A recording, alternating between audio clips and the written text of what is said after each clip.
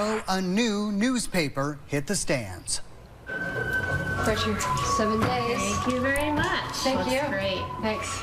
7 days started out relatively small, just 28 pages long, when it was delivered September 6th, 1995. The paper, the brainchild of Pamela Polston and Paula Routley. Paula joins us now, along with Deputy Publisher Kathy Resmer. Thank you both for being here, and congrats on 30 years. Thank you. Thank you so much, Derek. You got it. Paula, how'd this all come about? We were both arts reporters at the Vermont Times. People might remember that publication.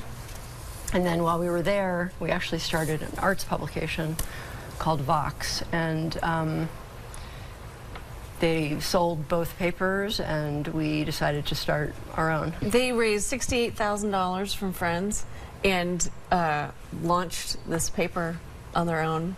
And it's just incredible. It's an incredible story. Well, speaking of Pamela Polston, here's what she had to say about the plan for the paper 30 years ago. But I think that the editorial coverage will be different and will continue to define itself in terms of what we choose to write about and the way that we choose to write about it. Paula Routley, what, if anything, about the paper has changed since then, 30 years ago? These are tough questions, Darren.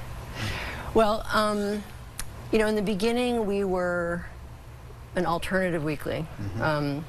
We still are, but we were specifically an alternative to the Burlington Free Press, which was the dominant print newspaper at the time. I think we did a good job of finding strong voices. We had Peter Frayne writing for us, and he broke some news and rolled some heads.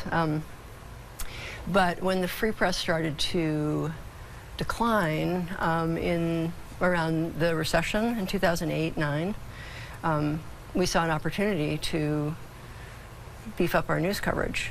We'd had news coverage, but mainly it was Frayne.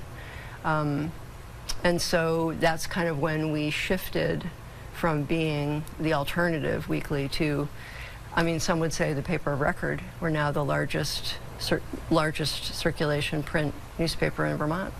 You know, some critics, and on the flip side, some fans, think that there's a liberal lean to the paper.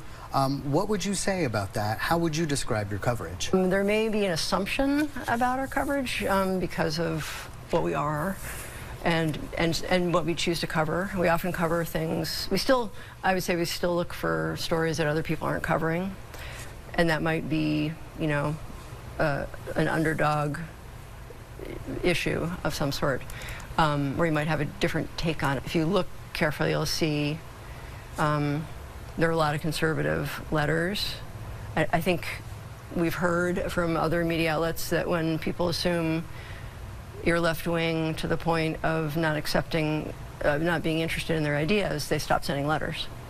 So the fact that they're participating, I think, is a good sign.